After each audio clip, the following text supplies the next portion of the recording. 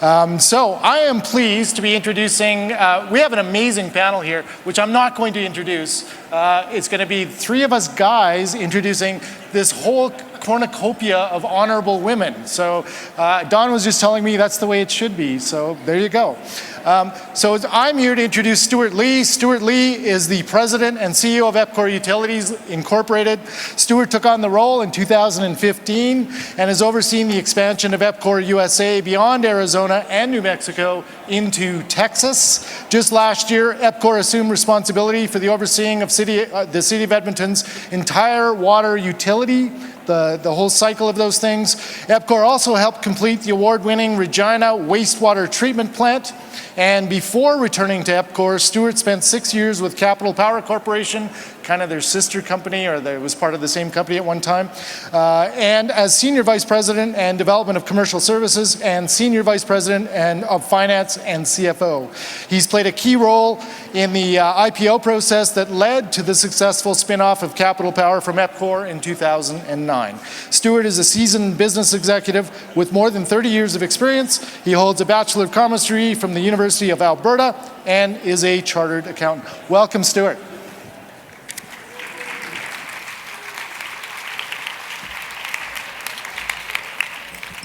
So thanks, David. Let me, I'll quickly summarize that and just say I'm dude two in the introductions. We're grateful for this opportunity to gather here today on Treaty 6 territory, the traditional lands of the First Nations and Métis people. And we're delighted to help the Mayor and Edmonton welcome the world to the inaugural Cities and Climate Change Science Conference. Next door, over 700 delegates from over 80 countries are discussing one of the most pressing issues of our time. Among the delegations are some of today's leading scientists, policymakers, and urban thinkers, nearly a third from the global south. More than half the world's population lives in urban environments. By 2050, that's expected to rise to 2/3, with more than 900 million new urban dwellers in China, India, and Nigeria alone. When we talk about climate change, global urbanization is both a challenge and an opportunity. It's a challenge because cities will be at the forefront of dealing with impacts of climate change, and in particular, extreme weather events. It's an opportunity because cities now have an unprecedented ability to lead and to make a difference. Here in Edmonton and communities we serve across North America, EPCOR is helping local governments taking action by reducing pressure on aquifers, by protecting watersheds like the North Saskatchewan River, by hardening essential infrastructure, by powering our operations with locally sourced renewables, and by investing in innovative flood mitigation projects to protect communities from extreme weather. We are also collaborating with public and private sector partners in the Edmonton Water Hub, bringing together a cluster of local talent to meet North America's most pressing water challenges. A common element to all of this work is leadership. The City of Edmonton has taken on an international leadership role as the host of the Cities and Climate Change Conference. Our role here at EPCOR Stage is to bring the conversation about climate change to the broader community. We're doing this through 3 days of speakers and panels open to the public and free for everyone. If you haven't already, please take a look at your full program for the 3 days and plan to join us for additional sessions. Today's lunch is centered around this theme of leadership by governments, by businesses, by the community, and each one of us as individuals. We'll hear from our moderator and panelists in a moment, but I'd like to close by thanking each of them for being here today to share a vision of their personal lessons of leadership and innovation. We're fortunate to have such a distinguished and accomplished group of leaders to learn from today, and we're looking forward to this conversation. Thank you.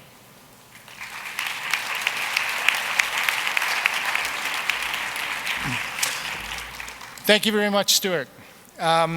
Next up, we have our incredible mayor here from Edmonton, Mayor Don Iveson. If you're not from Edmonton, maybe you haven't heard of him, but maybe you will eventually, and you should. We have one of the most amazing mayors, I think, and I've done a lot of traveling across Canada. We have one of the most amazing mayors, I think, in Canada, so we should all be very, very, very proud of that. Sorry to embarrass you, Dawn, but it's the truth. Dawn is here to introduce this amazing panel of women. Mayor Iveson is still, I gotta say this, he's still under 40 years old. He's won 4 elections, 2 as onto city council and 2 as mayor of the city of Edmonton. And every time he runs, he gets more votes, not less. Usually with politicians, the more you talk, the more you know what I mean? You actually lose votes if you talk too much. And Don does talk a fair amount, and he still gets more votes. So there you go. We're pretty proud of our mayor. This is the first Cities IPCC, Cities and Climate Change Conference in the world, and it's here because of our mayor. I don't know if you heard this morning when he was opening the IPCC session, but he was actually showing his badge when he went to one of the COP events of 10 years ago, whatever it was, and he went representing the city of Edmonton. Well, he was also in Marrakesh in Morocco recently, and he sat next to Deborah Roberts, the co-chair of the IPCC, and something happened, and we wound up getting this conference. Isn't that so cool? We're Edmonton, Alberta, the most northerly city in the Western Hemisphere, and we have the first conference like this in the world. So I think that's pretty cool. Here's Dawn Iveson.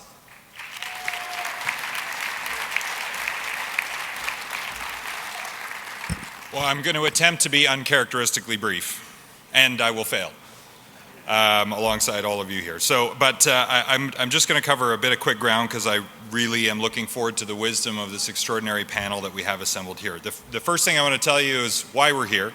The second is do a quick show and tell, and the third is to introduce our panelists. But first, let me remark on how wonderful it is to look out in this crowd and see business community leaders, research community leaders, youth, Indigenous community leaders, the full diversity of our community represented. So thank you for taking the opportunity, each and every one of you, to come to this open forum and have the opportunity to hear from some of the world's brightest minds and some of our most remarkable leaders on these pressing issues.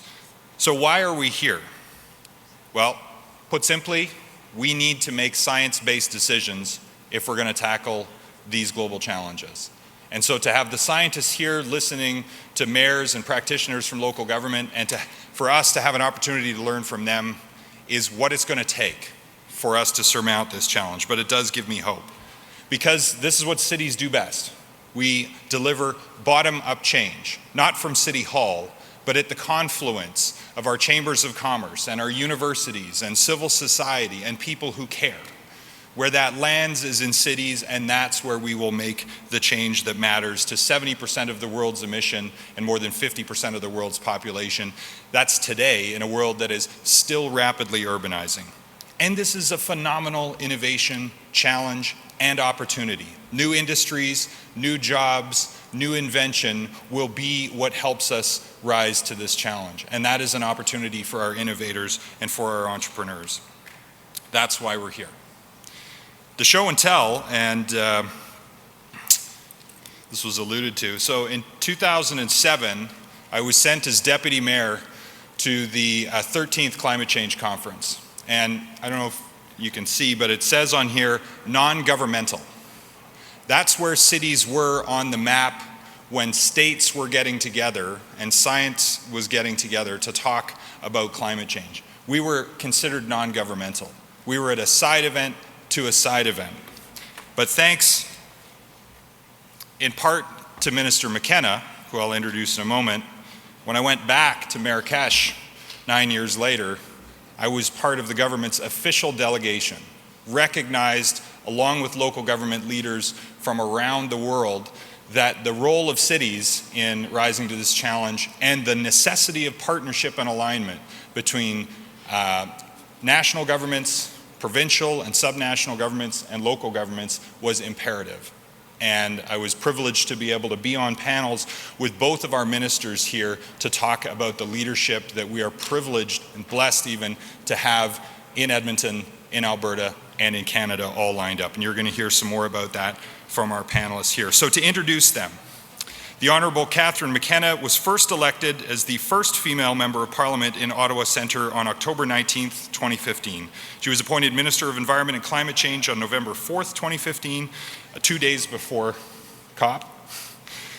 And prior to politics, Miss McKenna was co-founder and executive director of the Canadian Lawyers Abroad, a charitable organization based at the University of Ottawa. She's worked internationally as a legal advisor for the UN in East Timor and on trade issues in India, and I consider her a friend. Welcome, Catherine. Join me in welcoming Honourable Catherine McKenna. The Honourable Shannon Phillips represents the Southern Alberta riding of Lethbridge West and is the Minister of Environment, Parks and Climate Change here in Alberta. Previously, she served as the Minister for the Status of Women, and she's been responsible for the creation of Alberta's newest park in the Castle and historic reinvestment in Alberta's park system, and is one of the architects, it doesn't say this here, but is one of the architects of Alberta's climate leadership plan. So welcome, Minister Phillips. Linda Cody is Chief Sustainability Officer for Enbridge, and prior to joining Enbridge in 2013, she was Vice President of Sustainability for the Vancouver 2010 Olympics. She's also a former Vice President of the World Wildlife Fund Canada and Weyerhaeuser Canada. And in 2015, Linda was a member of the Climate Advisory Panel to the Government of Alberta, bringing industry into the conversation. And last, but certainly not least, and I think if I can borrow from Netflix, our last guest needs no introduction. The Honourable, Right Honourable Kim Campbell, former Prime Minister of Canada and principal also of the founding principal of the Peter Lougheed Leadership College right here in Edmonton at the University of Alberta. So I'll stop there and turn it over to our panel.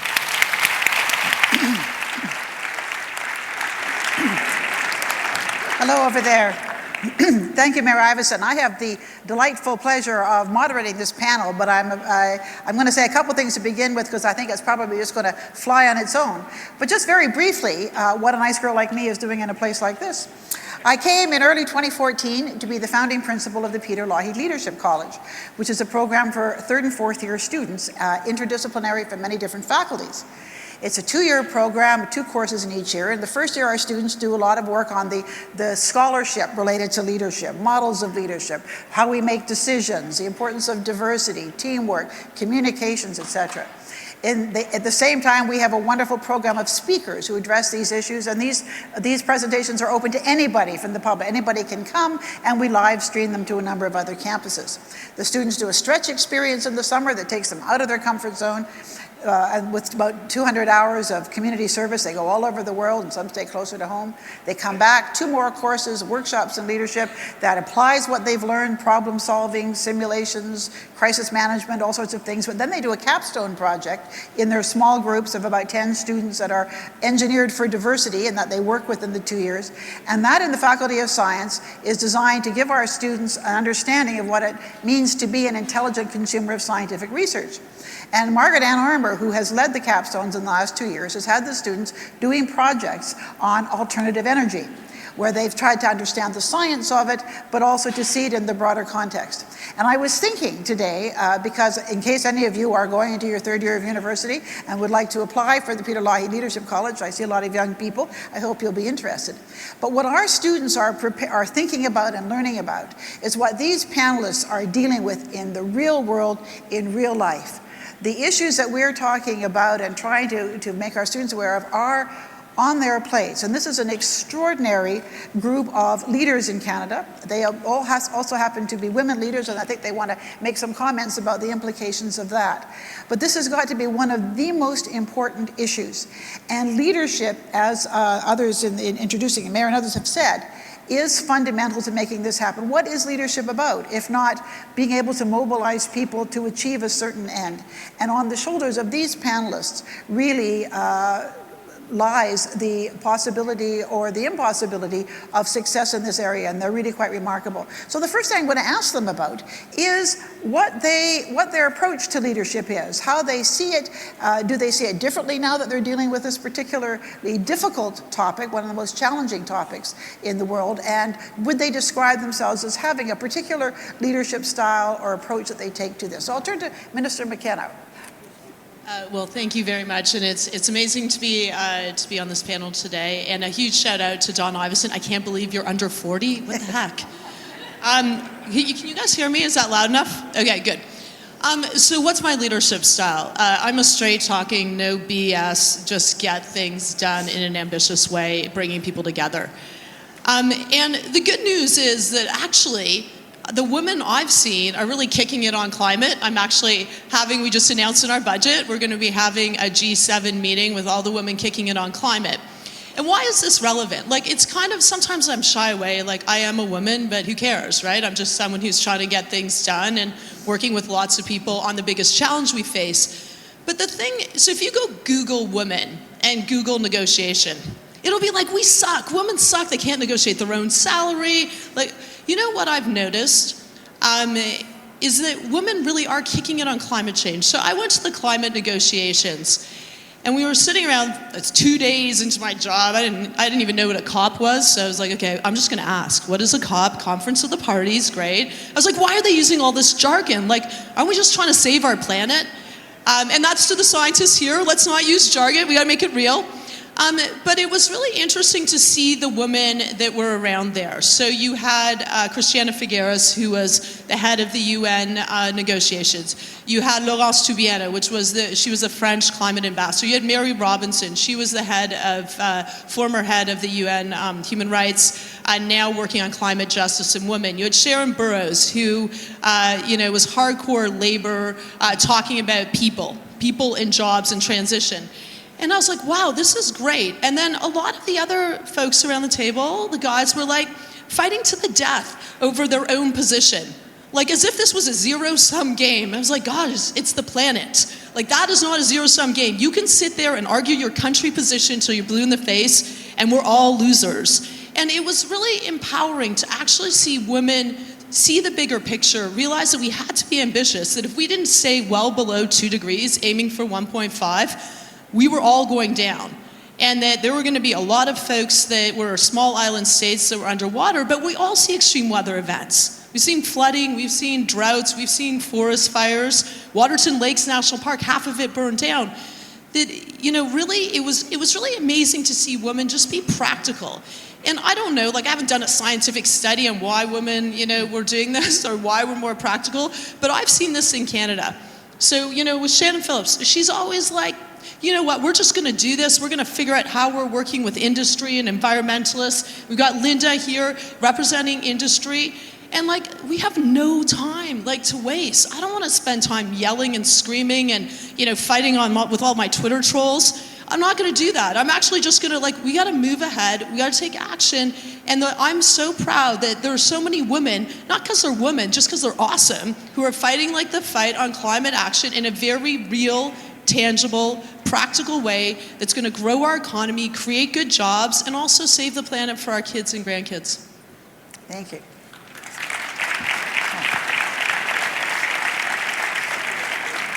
Minister Phillips.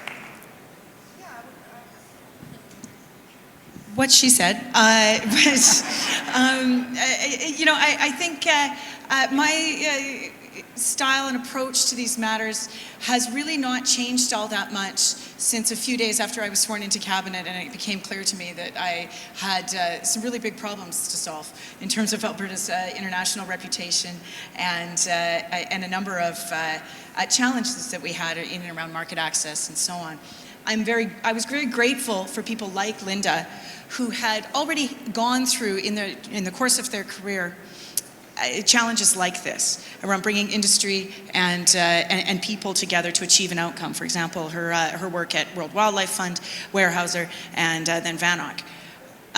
Those weren't easy challenges either, and some of that wisdom was really, really important to me. So I think the first thing in terms of a leadership style is I'm always looking for other women who have done this before, and some of whom who haven't, and that we can bring along with us. I think that's really important.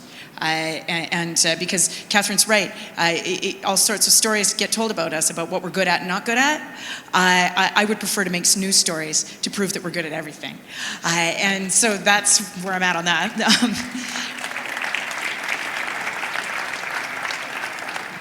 But on climate leadership, what was really important to me was bringing those diverse perspectives into a room and forcing them to talk to one another. And I used to call it, it's the quintessentially New Democrat approach of being forced to cooperate with one another. And so we had industry having to come in to talk to environmental groups and to talk to groups in civil society and to talk to Indigenous people. And we forced everyone to have an honest conversation with one another. Nobody could get away with any crap in those rooms. So you couldn't get away with, this is going to kill my business. Or you couldn't get away with, you need to go further faster than the economy can actually take. Neither side could get away from that. We had to leave the room with something approaching a consensus, and so we did. It was kind of a mom approach of you're going into your room and you can come out when you have decided you're going to behave yourself. And so that's what we achieved. I think it helped that there was something of a consensus to start with, and the missing partner at the table was government. But the missing partner at the table was government and others with a sufficient sense of boldness that something could be done. And that kind of leadership and vision that came from Premier Notley and from others around our cabinet table as well.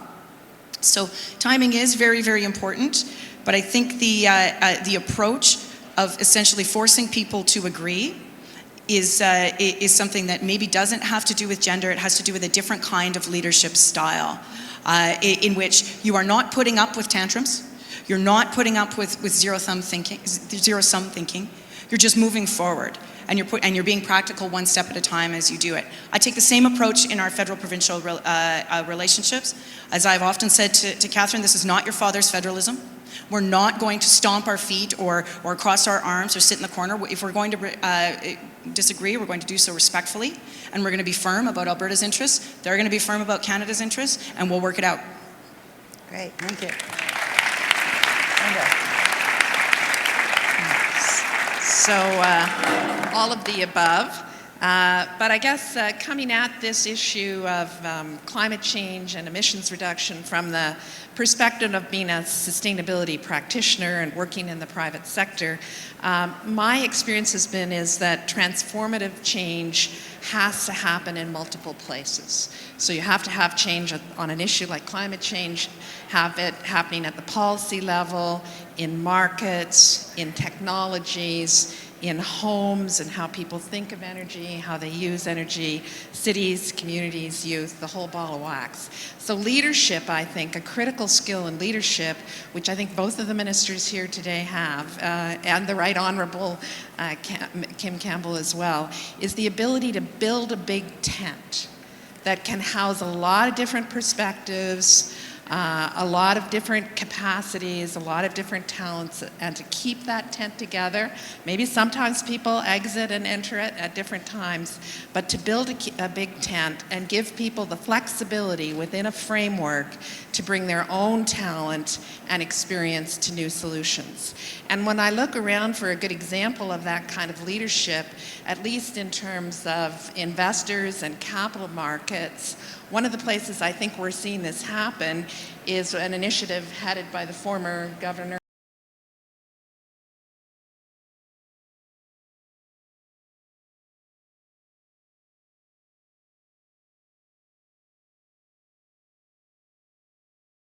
and they've put together some guidelines on how companies should be reporting on climate risks. And I know several large corporations and companies here in Alberta are using those guidelines now to do their reporting. And it's really beginning to change the way that companies and investors think about climate risk and how they apply their capital towards managing that risk. So they've come up with a framework. There's flexibility within the framework. It's not too prescriptive, but it has the potential to accelerate change. So big tents, flexible frameworks, lots of diversity, lots of different resources coming in to focus on a problem and achieve progress. Thank you very much, Linda. You know, a number of years ago, thank you. A number of years ago, I got my start in thinking about leadership as something to teach when I taught at the Kennedy School, the Center for Public Leadership. And there was a professor there named Marty Linsky who used to say, I used to do programs with him on leaders from all parts of the divide of Northern Ireland, as you can imagine. That's a pretty divisive situation. And he used to say that there really isn't much leadership in the world and that most people don't want leaders to lead. They want leaders just to kind of mind the store in the area that they're comfortable with. And he said, if you think of yourself as a dot with a circle around it, that's you, and around the circle, that's the area of activity that you can enter into without alienating your own supporters. And what I'm hearing from this conversation is a really interesting example of people figuring out how to move that circle. Because if you think of this in Northern Ireland, but you think of this in climate change, it's very divisive. If we cannot move those circles together of what people are willing to support and get some intersection and overlap, we're never going to be able to solve this problem. And I'm just curious, just quickly to ask each of our panelists, who was the toughest, or what were some of the toughest arguments from your own supporters? Because we all know when we're politicians, sometimes the people who have their teeth in our ankles are the people in our own caucuses, or the people on our own side of the issue. I'll just go backwards from Linda and then to Shannon and Catherine. What were some of the toughest friends or arguments from your own supporters that you had to deal with? Well, within the House, of course, working for a private company, for Enbridge, all of our carbon reductions initiatives, we need to make a business case. We have to show a return on capital deployed against it. Yeah, do hold your mic up. Oh, can everybody hear me? Yeah. So you have to make the business case. And so that can be very challenging, but you know, it depends on how many years you're looking at. There's a good, strong business case now for diversification among energy companies in terms of being in oil and gas and renewables and utilities. So, but I would say the toughest challenge at the business end is to make the business case to show that there's a rate of return on what you're doing, and to get the buy-in at that level so that you can get the money that you need to apply to it. I was just going to say to Shannon that not only do you have a difficult portfolio, but also your party has not been in government in Alberta before. So my guess is you've had a lot of very interesting issues with people in your own party who are very excited about being government. But who have been your sharpest critics? Well, you know, it's interesting. There was a poll last week from Angus Reid that showed that people who support the NDP in Alberta are most likely to support Premier Notley's position on pipelines. And so, you know, it's not necessarily, I think New Democrats in Alberta are a pretty practical bunch. You know, there are some voices, not even really within the party, but elsewhere, certainly we encounter conversations when people ask us, why can't you do more? Why can't you go further, faster, and so on? And to which I respond, we have already put an architecture in place that allows us to go further as other jurisdictions do so that we don't expose ourselves to competitive risk. That was the piece that oftentimes people miss, is that this is a policy architecture, and it allows us to now move in the furniture and upgrade the furniture as we go along. As our neighbors do, and as we can afford it. And that's the really important piece about the Climate Leadership Plan, is that it puts the structures in place. It is not a static piece of public policy. Because our economy is so outward facing, it is so trade exposed, that it must have those flexibilities woven within it. Because as Premier Notley says, it is not a climate plan if it is not also a plan for working people. And that was the very, very delicate balance that we had to walk, and we continue to walk as we turn the corner from this recession. And we always have in our hearts and in our minds the thousands of working Albertans who just went through a generation-defining recession. And that's why. But also because we know that the economy and the environment go hand in hand, and so we're making those reinvestments to be able to build the economy of tomorrow that we know needs to be competitive and needs to be resilient to a carbon-constrained future. Minister McKenna, Canada is a very big country, and I used to always say you've got two Canadians, you've got three opinions on everything. Tell us about some of your challenges dealing with in your own caucus. Well, you have every province and territory, so you have many more opinions. And then we have the US, where there's many opinions there too. So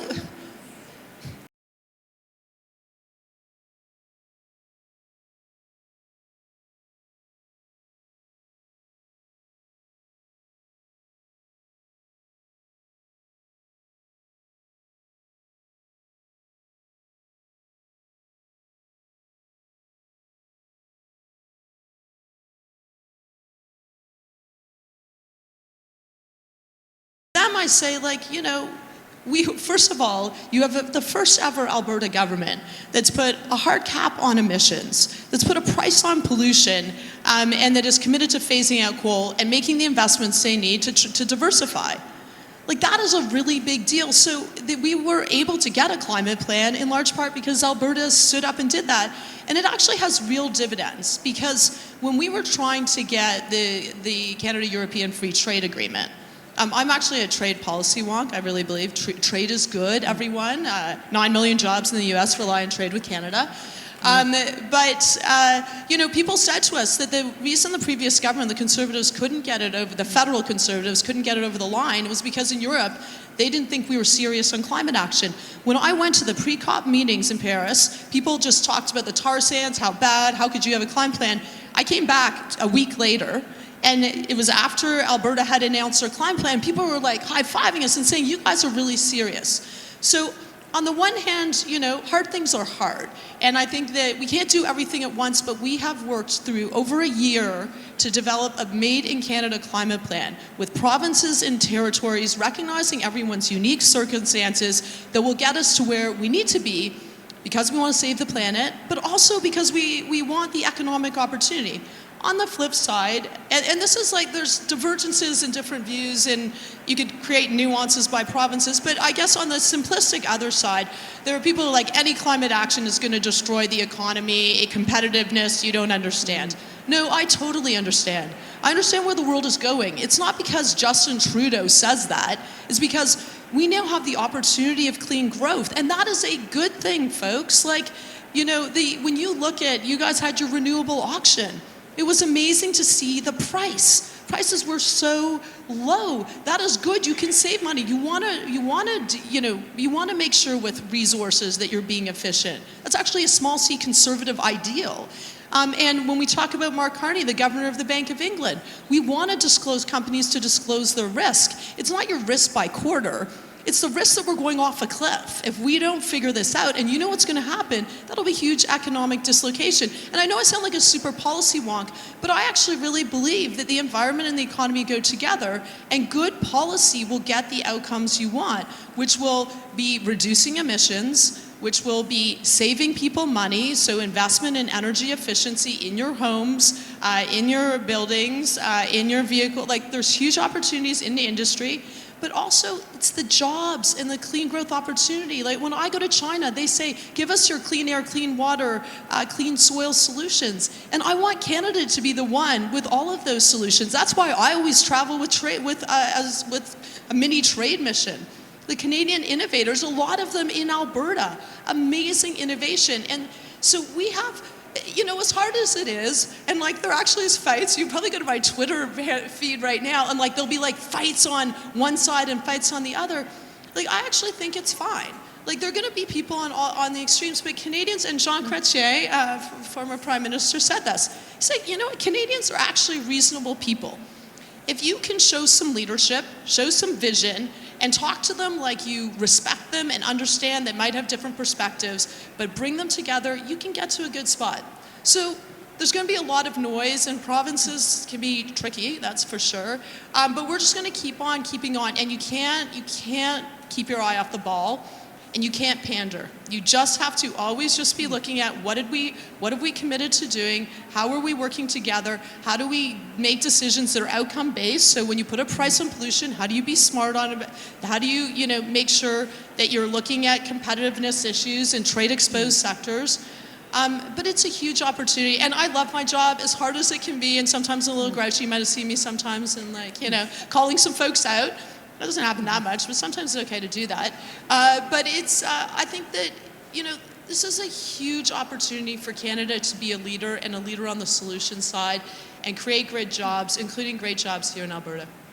Thank you. I'll take Minister Phillips' desk because we're having this meeting in the context of an enormous gathering of scientists. And climate science is interesting. If you read the history of why we know about climate change, it's funny, over 100 years ago, There was a scientist who wrote that, that when they discovered that carbon dioxide was actually a greenhouse gas, that it held heat in, the person said, now that, our industrial processes are producing a lot of carbon dioxide, gee, maybe in 100 years or so, this may have an impact. But for much of our history, our scientists were not looking for the climate change or the global warming hypothesis, and it was actually something that took them by surprise. But today, science is absolutely fundamental to our understanding about this, but it's also something that people use to try and confuse the conversation. How do you use science? How can science be the support? Because it is what's telling us what the problem is. But as policymakers, you can't talk like scientists. How do you incorporate science into your message and to what you do as a policymaker? Well, I actually I believe in a fairly robust wall between the science and the politician. I think that science should drive me, not the other way around. And I am continually deferring to the evidence and to studies that have been done and so on in my work as Environment Minister. I honestly, less so on the climate file, because the science is settled. We all know that climate change is real, and so the question then becomes, what do you do about it? And at that point, then you have competing economic theories and so on about how you deal with greenhouse gas abatement policies, and that's why we've calibrated it the way we have, using the best evidence from other jurisdictions, and certainly, the fact of the matter is that the two provinces that are leading economic growth in this country right now are the two provinces with a $30 per ton economy-wide carbon price, and so that evidence is also real. Like, let's deal in facts here. But on the environment and parks side, I find myself continually asking for expert advice because the experts are embedded within the public service, and it's important to get the various perspectives, whether it's flood mitigation decisions, whether it's water treatment decisions, whether it's conservation or species at risk decisions. That's not my evidence to make up as I go along. The evidence exists, and then the question becomes, what do you as a policymaker do with it in balancing all of the different interests? But it is a sad day indeed when a politician is walking into a room and trying to argue on the same playing field about science with scientists, because that is wrong, and it shouldn't be us that are making those determinations. That's why, for example, we enshrined in law the role of the chief scientist in this province. He reports to the public, not to me.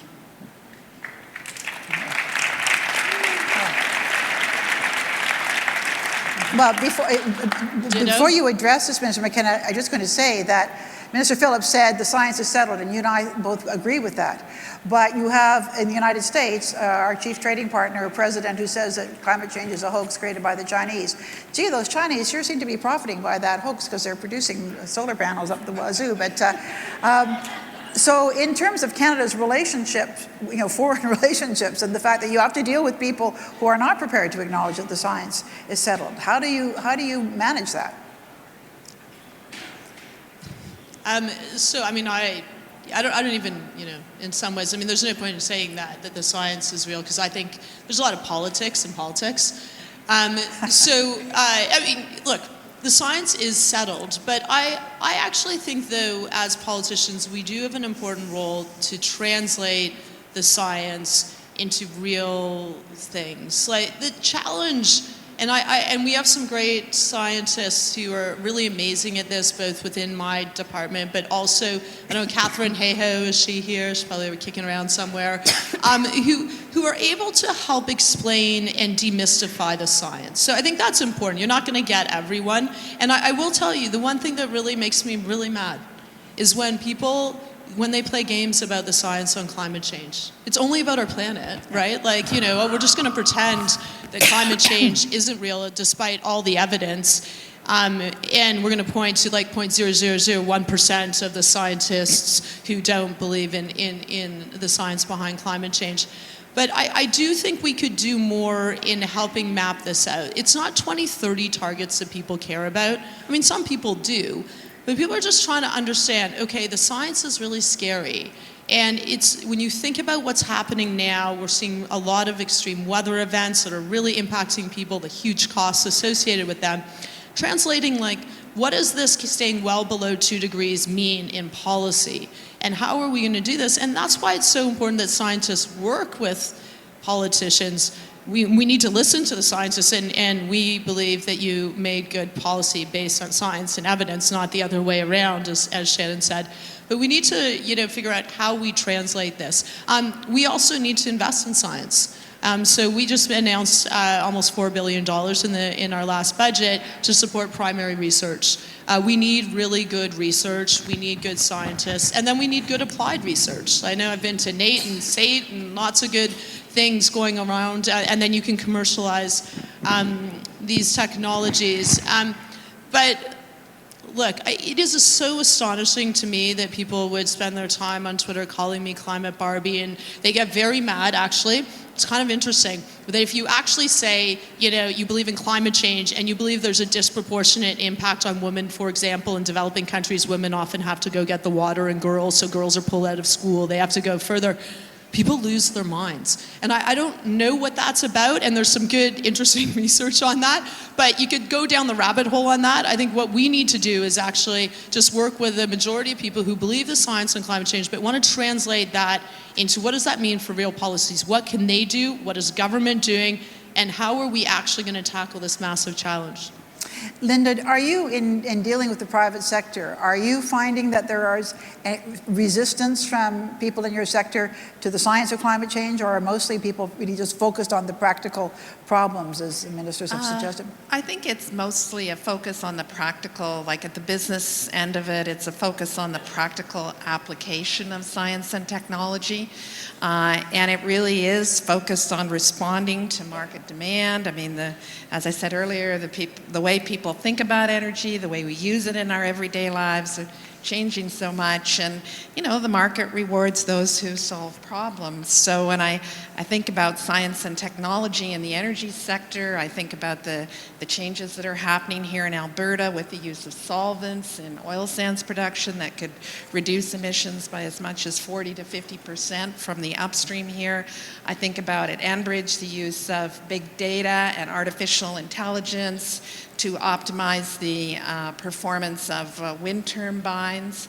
Also in the utilities sector, the merger between electricity and natural gas. We're actually running a pilot project in Ontario right now through one of our gas distribution businesses where we're using pipelines to store electricity from renewables to bring it onto the grid at the high impact time of day for people, or the high demand time of day. So that at the business end, I think it's the application of these technologies.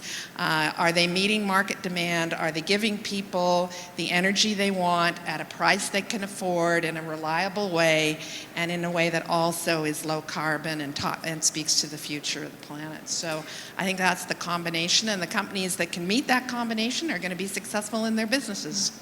I think sometimes people forget that the success of the oil sands industry is not a reflection of what's in the ground, but what was in people's heads. Because when I was a young woman, many people thought you'd never be able to harvest the bitumen, there'd never be a cost-effective way of doing it.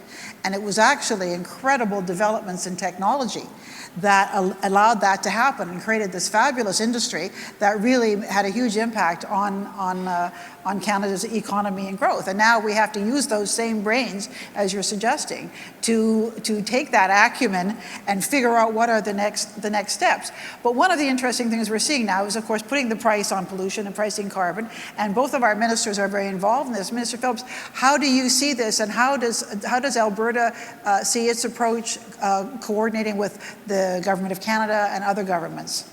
Well, I like to describe it as we turned our homework in early, so we're good with the Pan-Canadian framework. We got to work right away because we could see what was happening, but also there was a consensus in Alberta that in order to put forward a credible and substantive and real plan on greenhouse gas mitigation, that it had to come from an economy-wide price on carbon, because that is the most efficient, least intrusive way to do it.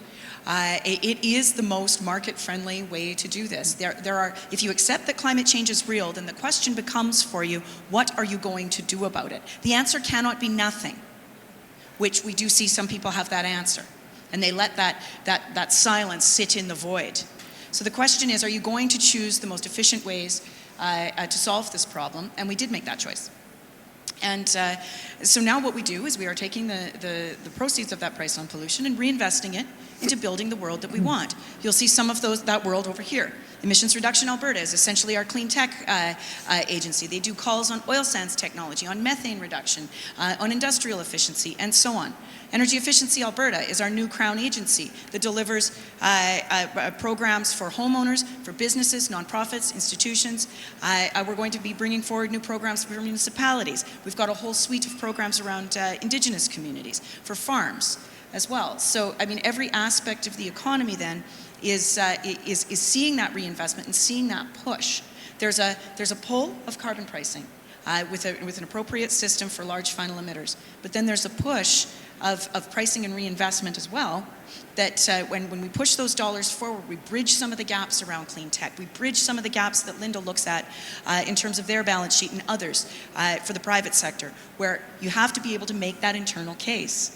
We're finding ways through loan guarantee programs, through other programs, through Emissions Reduction Alberta, to bridge those gaps and make it more economic and make that business case. So there's a number of different things that we are doing. It has the happy consequence of also diversifying our economy and leveraging our strengths as an energy province. We're the youngest, best educated population in Canada, and it's full of clever energy problem solving people.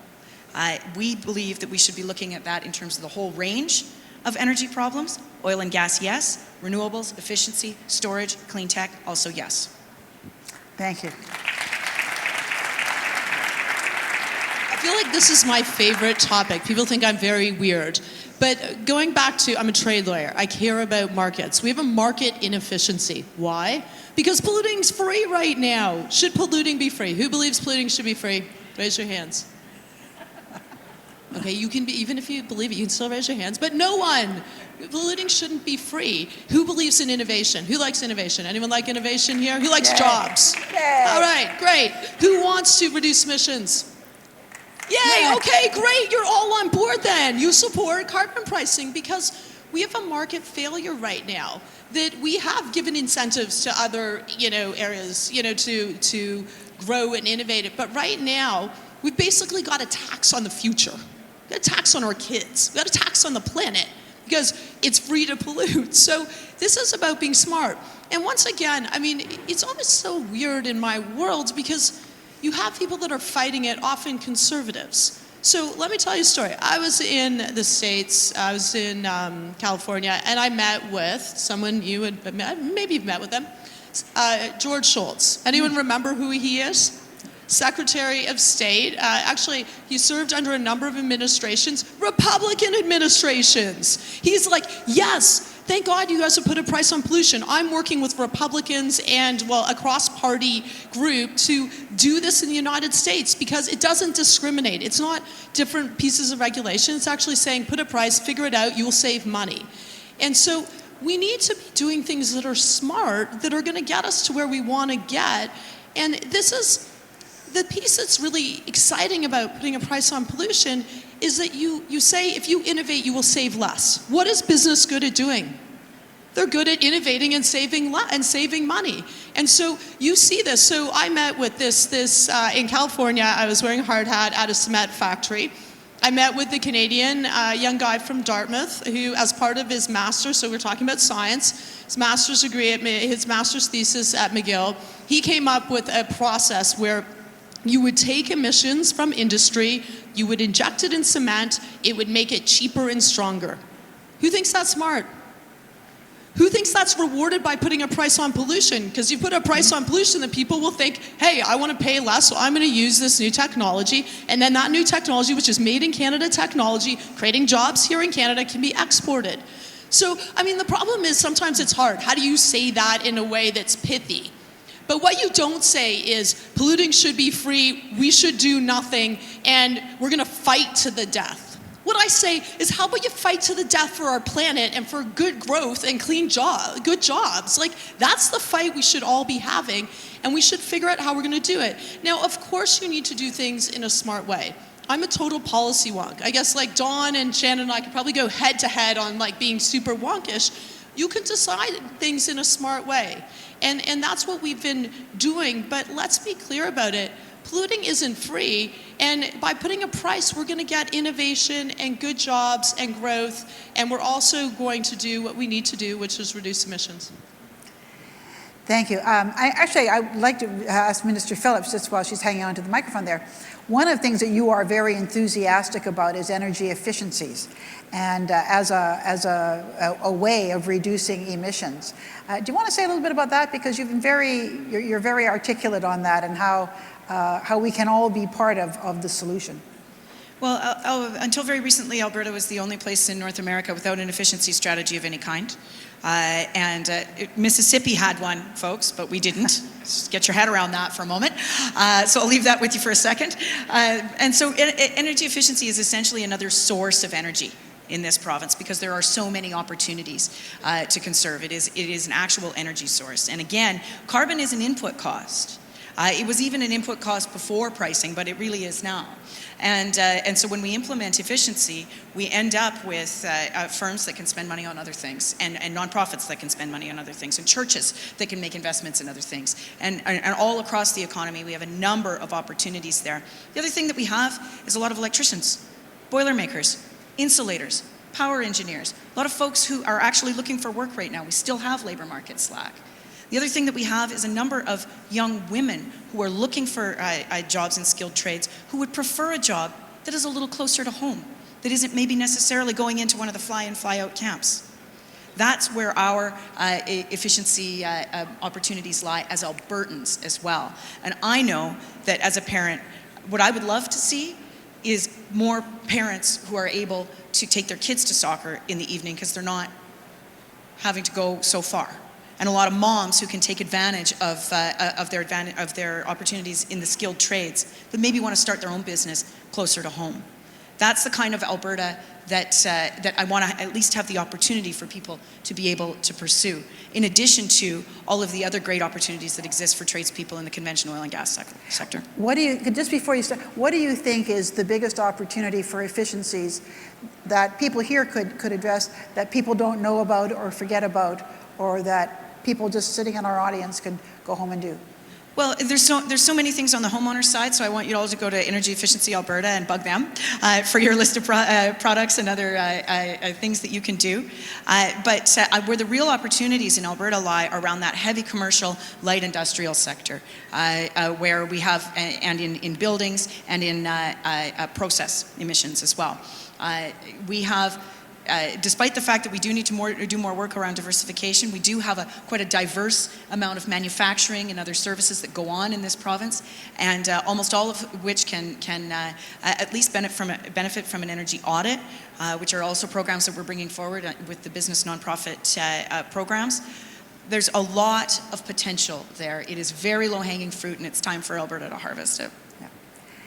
And it's interesting because oftentimes people think that the effect might be marginal, but actually it can be quite significant. And when we're feeling this is such a big problem, it overwhelms us. There are things that we can each do, and it's really important to keep that optimism. What do you think, Linda, is the biggest opportunity? I'll just add to that to say that for our utilities business, we can make a business case to our customers, homeowners, and small businesses, a 3-to-1 return on their investment in energy efficiency. Carbon savings on that is, but let's think it's attendant and kind of similar. So there's lots of opportunities there for people. What are the specific things that you would encourage people to invest in? Well, conservation, first of all, how they use energy, what time of day they use it, and as Minister Phillips said, as electricity moves from analog to digital, there'll be more opportunities for people to make their own choices off their smartphones about when they use electricity. This whole movement towards prosumers, so homes that are producers of energy through their own solar panels, as well as consumers, opportunities for integrated approach to home energy through that, use through that, thermostats, home heat source pumps, go over there to that booth. They'll be able to identify a number of opportunities. But certainly the most, talk about a price signal, the most cost-effective price signal is definitely a price on carbon. But at the home level, it's definitely energy efficiency. It makes sense at a lot of different levels, including carbon, but also your day-to-day budget. Minister McKenna, you have just announced, federal government just announced a whole new process on environmental assessments. Do you want to talk about how that fits into your overall strategy for meeting the climate challenge? So when we came in, this was one of our campaign promises. We said that we needed to do a better job with how we review major projects. And that is because, one, we need public to have trust. They need to trust that the science, when we are looking at major projects, that you've looked at the science, that you've heard from communities, that you've engaged with Indigenous peoples. But also from the business side, they want to make sure that there's a robust process that will ensure good projects go ahead in a timely fashion. And the challenge really was we've seen a lot of polarization. We've seen cases where folks don't trust that you are using science, that it's all based on politics. And once again, that was something that required working very closely, like the climate plan, with provinces and territories to really get into a good spot.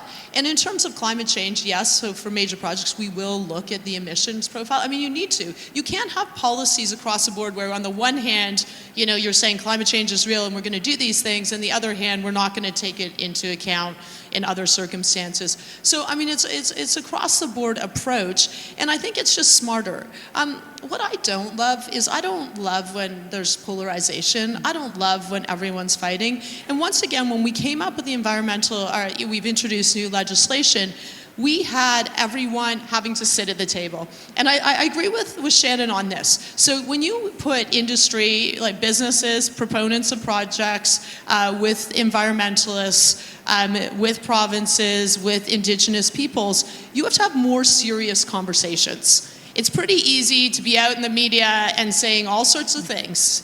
But when you put people in the room and you got to be as a person, you have to look someone in the eye and say something. You're going to be called on it if you're saying something that's just completely wrong.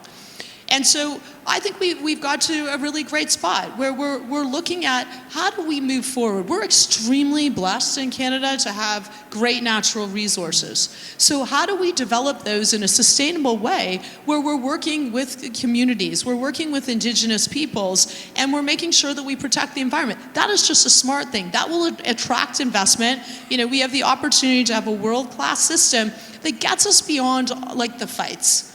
I just think that those are counterproductive, and sometimes, people go out there and make everything about politics. If you want to do that, we won't get things done. We're not going to attract investment. And this is our opportunity to get it right, to have the trust of Canadians, and also for good projects to go ahead and to create wealth, to create good jobs, and also move us to the cleaner future that we want and that Canadians expect. So I think it's great. We're going to go through the legislative process, so it's going to take another year. I've been working very closely with business here in Alberta, as well as the province and environmentalists. I'm heading to Calgary right after this. I don't know when we finish this panel, heading out. But hard things are hard, but I think we got to a really good spot by everyone, working together and really digging in and figuring out, okay, how do we find solutions? I think what we've been hearing is a very interesting reflection of where we are today. I'm from Vancouver, and people, when I went to Ottawa, people always think we're flaky, we're just jet lagged. But Vancouver and British Columbia was the home of a lot of the environmental movement in Canada, and tree huggers, and we're all very concerned about this. And for a long time, people always felt there was kind of a difference. You were either an environmentalist or you cared about the economy. And in a country where we have a lot of resource-based economic activity, maybe there was some truth to that these interests found themselves at loggerheads. But I think the interesting thing about climate change, going back to the Stern report coming out of Britain in 2006, when that analysis of the economic impacts of climate change said there are an enormous number of economic opportunities if we grasp this nettle and if we really work to try and solve it. And listening to our ministers here and listening to Linda from the private sector, I think what we're seeing is a remarkable convergence and agreement that it's a challenge for the world, it's a problem for the world. And I think from my perspective, from my generation, I feel you're deeply committed to trying to make sure that we make steps in the right directions and we do not leave a disaster for younger generations. But that there really is an opportunity to make this also the foundation of a new level of prosperity. So I'm going to ask our panelists if they could just leave you with one idea or one thought or something that they think is most important to them as we come to the conclusion of the panel, because they're an extraordinary group of leaders. So Linda Cody, to you. Okay, well, what I am finding is that powerful spot where you can bring people together, even when they have differences of opinion and perspective on pipelines or any other issues, is that when you start talking about energy transition and transformation and the future energy mix in Alberta and Canada, and you talk about it in a way that everyone can see themselves in, that brings people together. That's powerful. Thank you.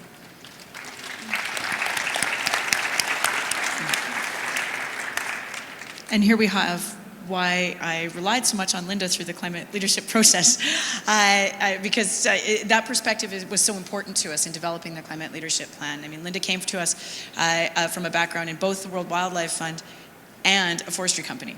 And so, those were in some of those intractable debates in the Lower Mainland and on the island in the days of yore. Not a lot of things have changed in that regard. But what has changed is that I think we know more now about moving forward in a consensus-based way, and we do have alignment in some respects between different levels of government. Certainly, our partnership with the City of Edmonton shows that. I think what I will leave people with is, Catherine said it a couple of times, and I quote her all the time, that hard things are hard. We should not expect this conversation around climate policy to be easy. If it was easy, the other guys would have done it already. This is a conversation that is ongoing, that it needs to have input from everyone, but it also needs a bit of strategic vision associated with it. And we need to be able to decide when we are going to very plainly articulate the economy and the environment go hand in hand, for example. So that's why we are so supportive of market access, for example, because Albertans know that is good for our economy. But it's also why we're so supportive of things like efficiency and renewables, because Albertans know that also forms a really, really important part of our future. And so that's, I guess, the final thing. Wonderful, thank you.